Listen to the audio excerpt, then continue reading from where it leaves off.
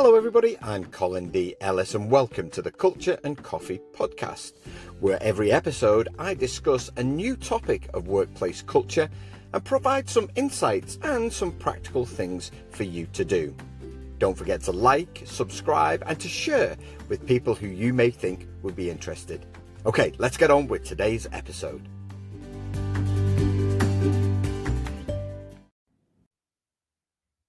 Hello everybody, welcome to another episode of the Culture and Coffee podcast.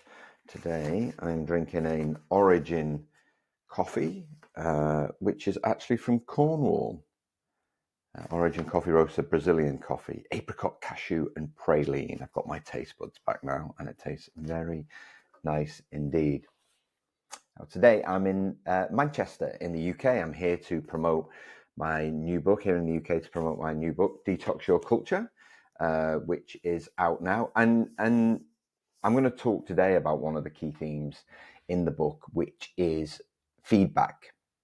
Now, developing a culture of asking for feedback is the most, consistent way and the most effective way to build an environment of continual improvement. And yet, in my experience, organizations tend to do it once a year through an engagement survey, and then having asked for that feedback, do relatively little with it, or else it takes so long to do something with it that all it actually does is undermine engagement. All it does is reflect poorly on the leadership team. In HR, spend, a couple of weeks compiling a spreadsheet full of actions and themes. And it's not that that's wrong. It's just that the immediacy has been lost. So for example, and in my own experiences, as an employee myself, is you provide feedback in a survey. You talk about the good stuff and the stuff that needs to be improved. And then nothing seems to happen for like a month while they finish the survey, they close the survey, and then, they, compile all the results. And then they might say, thanks for the survey. And then they might circulate it to managers, and then managers get a report, and then managers will sit down with employees and say, oh, our engagement score is X %. Thanks for your feedback. Here's what we're going to do with it. And then not a lot happens after that. And so, which might sound critical, but that's the lived experience for most employees. And so I'm going to talk, there's two facets to feedback that I really want to talk about. The first one is employees providing feedback on the organization. And the second one is managers providing feedback to employees. Now let's deal with the first one first, because I've talked about the fact that, and in talking and doing interviews and everything else at the minute that I'm doing around toxic cultures, one of the consistent themes that we get is the fact that employees have provided feedback on the elements of toxicity that they see, but nothing was ever done with it. And, that's an appalling abuse of trust. It really, really is. If you're an employee, you provide feedback, or you might raise an issue and say, here's what I observed, here's what I noticed. We really do need to do something about this. When nothing happens with that, and then eventually it comes out in the media, all you're going to get is this kind of tacit resignation from employees going, well, we told you.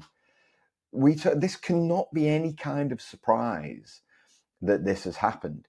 And in all of the research that I did for the book, that comes through time and time again, particularly with HR departments. I wrote a blog last week about what HR really needs to do to regain the trust. And, I accept there's some great HR departments out there. There's also some really rubbish ones. And the organizations whose culture makes it into the media, either HR have been ignored or HR just haven't done enough to actually deal with the issues as they arise. And it's difficult enough for employees to give feedback in the first place. And so when nothing then actually happens to it, it really, really undermines my confidence in what's happening in the organization. So I think, asking for feedback is one thing, doing something with it is something else completely. Now, I got asked a question just yesterday, actually, in a podcast that I recorded with somebody, and they said, "Oh, is all feedback good feedback?" I said, "Well, all feedback is good feedback, but it doesn't mean that all feedback is right feedback." And so just because someone thinks there's a toxic culture doesn't necessarily mean there's a toxic culture. Just because someone's observed a behavior and considers it to be bullying doesn't necessarily mean that it is. It just might be just really poor communication. And that's not, by the way, an excuse to let anybody off scot-free. Well, Colin said just because it said it was bullying doesn't mean it's bullying. It has to be investigated. And so this is the action part. You know, when feedback is provided, it has to be investigated. It's better if it's done independently. If you have somebody on a little bit of a retainer to come in and actually investigate claims or investigate issues, and you want to do it really, really quickly. It can't just drag on and on and on and on and on. And when you're seen to be acting on the feedback, then this is where trust and confidence is built. And the same is true when you provide feedback in engagement surveys. Now, for me, the best surveys are, we call them employee listening tools these days. And it's fine as long as you turn the employee listening into employee action, right? It's no good having an employee listening tool and then, demonstrating they haven't really listened by not doing anything with that. Employers would simply turn around and go, well, why would I provide feedback in the future? What's the point if they're going to do nothing with it, right? And again, that's the lived experience for most people. So what you want to do is to actually take that information and then act on it, but then communicate what you're actually doing. And then that provide it. And listen, employees aren't always going to like it. We're not always going to be like, well, I provided the feedback of what they can do. And the feedback is, hey, thanks for the feedback, but we're not going to do anything with it. They're not always going to be happy with that, but at least they'll feel listened to. At least they'll feel heard. And when employees provide feedback on culture, that's all they want. That's all. And then they can make a choice. And increasingly we're seeing where organizations are told about particular areas of toxicity or toxic people and nothing happens to it, then employees will vote with their feet. Or else what they'll do is provide feedback on sites like Glassdoor and let other people know this is what you're walking into. I read so many reviews on Glassdoor of people who are just like, don't work here. So don't work here. There's got so many toxic people and they don't do anything with the feedback. And so this is the risk that organizations have. And I think that lots of senior managers yet to wake up to this. I still think, and this has been prevalent in my work over the last probably 3 years, people are in denial. Senior leaders are in denial that things have changed. And not just because hybrid work, that always comes up. It's important to remember that 80% of the kind of world's working population can't work hybrid. There's this dominant narrative that everyone needs to go hybrid and everyone needs to move to a 4-day week. It's just not right for some organizations because they don't have those kind of knowledge workers or office employees, or the work just simply doesn't lend itself to hybrid. It's not just that. It's more about the general way of working, the expectations employees have of different generations now. And more I'm being asked to present to senior leadership teams and boards just to kind of give them this knowledge. And that's fine. And I think it's, everything starts with education, just like continual improvement of culture starts with education from employees who can tell senior leaders, hey, this is what we're observing. Here's the feedback on that. What are you going to do about it? Now, for employees, culture is everybody's responsibility. So employees have got a responsibility not just to give feedback, but also to take action themselves. And I think regular pulse surveys means that you're providing regular feedback, and also then regular action should be being taken. And so it's important that employees recognize that they have a responsibility too, not just to provide the feedback, but also act on it too.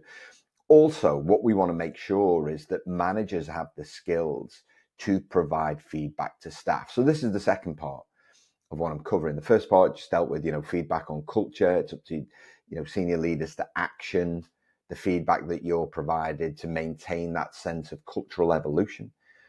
But also for employees, our job is not to stand still. No, it's you've got a particular skill set, you're a certain kind of human being. You don't want that to be it forever.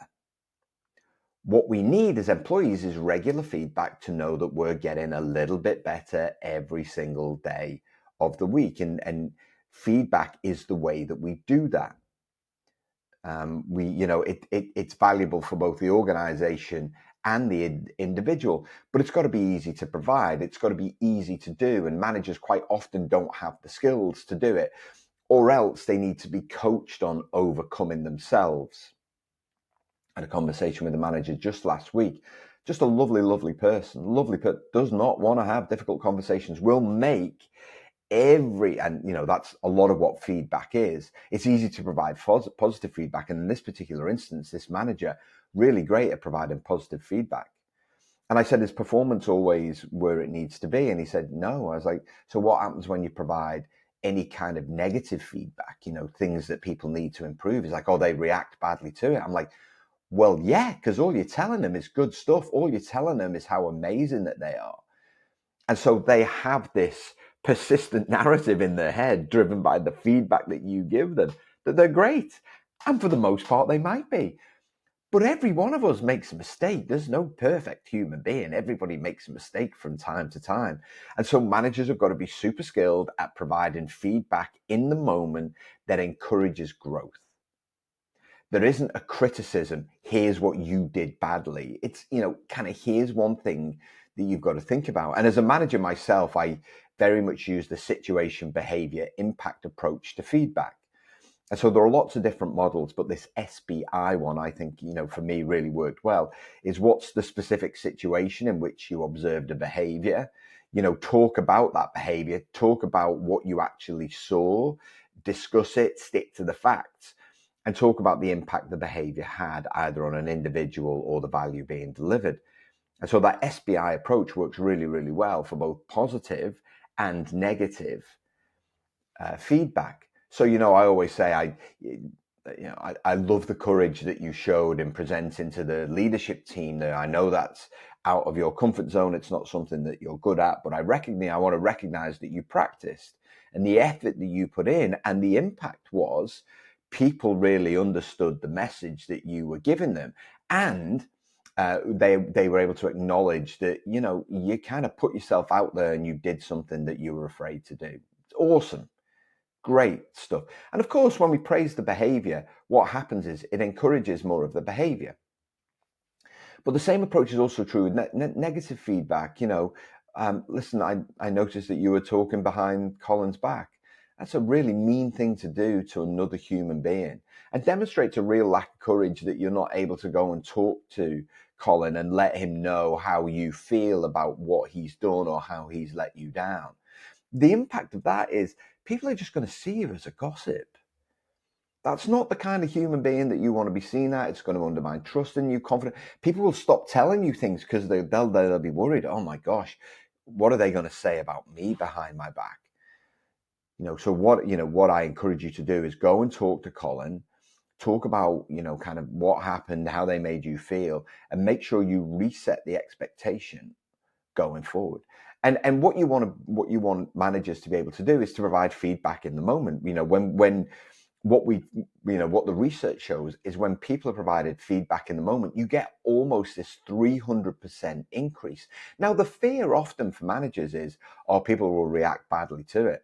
And they might do, but that's their problem, not yours, providing you give the feedback in an empathetic way that's valuable and that encourages change. No individual is the perfect person. Every one of us needs feedback. In fact, almost 90% in one survey, almost 90% of employees said, we want feedback. It was 80, I think it was 87%. Like we want feedback. We want to be told. Similarly, when I work with leadership teams, they say, we want feedback from employees about how we can improve as a leadership team. But there's this fear of providing it. Now, the feedback that I then provide is, Maybe the culture is one of fear, where people don't actually want to provide it, or they're afraid. So actually, you need to work on that in order to get to the point where people provide it. But many are still wedded. Many managers are still wedded, and sometimes HR add to this problem is this annual performance cycle. We'll give you feedback 6 months, 12 months. And, a lot of forward-thinking organizations now are actually changing that model. Deloitte, accounting consulting firm, they moved away from annual performance reviews and went to, I think it was monthly kind of check-ins. And they found that the annual performance review cycle was wasting 2 million hours a year. And I think the average cost of performance review tools is about like $1,200 an employee, when actually you can move to something that's a simple conversation every week, every month, or you can give managers the skills so they're able to provide feedback in the moment once they observe something. That for me was always my preference. One of the things I used to do was run honesty half-hour sessions with my team, where we would come together, kind of at the end of a week, at the end of a month, and we're just honest about each other, honest with each other about what we'd observed. And what you had to do was to acknowledge the feedback. You had to say thank you, kind of capture what the feedback was. And then, my team would then come and speak to me about what they could do differently, or else I would encourage a conversation around the room to say, okay, well, what can we suggest? What's the opportunity for improvement here? How can we help each other to get better at being, kind of great employees? And all of that tends to be lost in some bureaucratic performance review process that does little but tick a few boxes and get to a point where we're able to stack rank people and identify who are our top performers, who are our worst performers, who's going to get a bonus, who's not going to get a bonus, all of this kind of stuff, when actually immediate feedback really does provide the opportunity for immediate change. Netflix do it really, really well. They have a no holds barred feedback approach, which prioritizes transparency, accountability, open communication. Reed Hastings, one of the co-founders of Netflix, said that, it's tantamount to being disloyal to the company to fail to speak up when you disagree with a colleague, or you notice something that can improve performance. And that's that kind of no holds barred. It's not for everybody, but then, you can't copy culture, you can't replicate it, but you can learn from this and say, all right, well, kind of how can we embed the things that they do into the way that we do things? The US food company Cargill, they changed the way that they did feedback and saw a 40% increase across all performance measures by giving that kind of immediacy. Here in the UK, there's a company called Screwfix, famous for the Screwfix catalog, which I used to love getting and love reading, even though I had no inclination to buy anything from it. But they have similar open and honest feedback from kind of just general improvements to the way that business could work to management practices. But I think, for me, the concept of a feedback culture is one where managers are comfortable providing feedback, employees are comfortable receiving feedback, and action is taken almost in the moment. And at that point, what you get is consistent improvement of the individual, consistent improvement of the organization, and that's where growth lives. Okay. Hope you've enjoyed today's podcast. Look forward to speaking to you next time. Ciao for now.